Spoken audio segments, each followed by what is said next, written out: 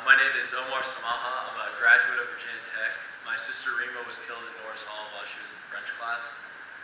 On April 16, 2007, as the death toll rose in Norris Hall, we couldn't get in touch with Rima.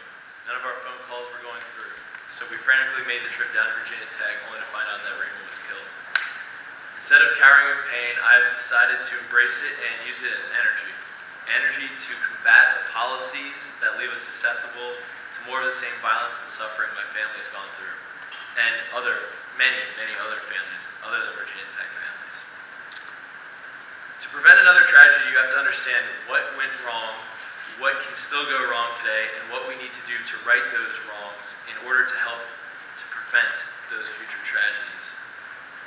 The Virginia Tech shooter got his guns because of a gap in the background check system in our state. Because he was determined by a court to be mentally ill, he never should have been able to buy a weapon at a gun store. But his records were not in the background check system. The federal government and the Virginia authorities have since worked to close this mental health reporting gap. Even though the mental health gap has been closed, those who are mentally ill and criminals can simply buy a gun from an unlicensed seller at a gun show. I learned this lesson firsthand when I went to a gun show with $5,000 while being taped by ABC News.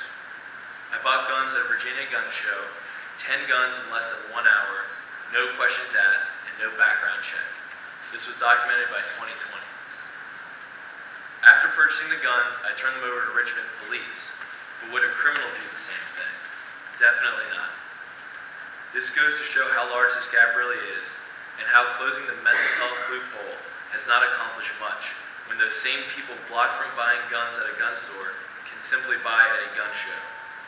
No questions asked, no background check, simple cash and carry.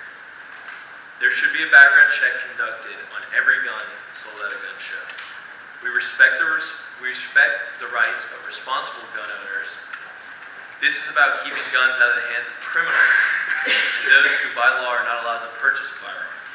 And every American should support that goal.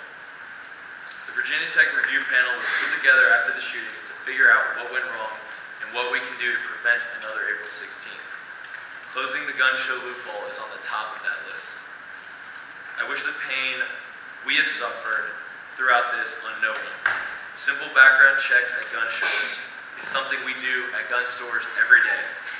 Closing the gun show loophole is something we must do to help prevent another April 16th. And I ask all Americans to help support that goal. Thank you.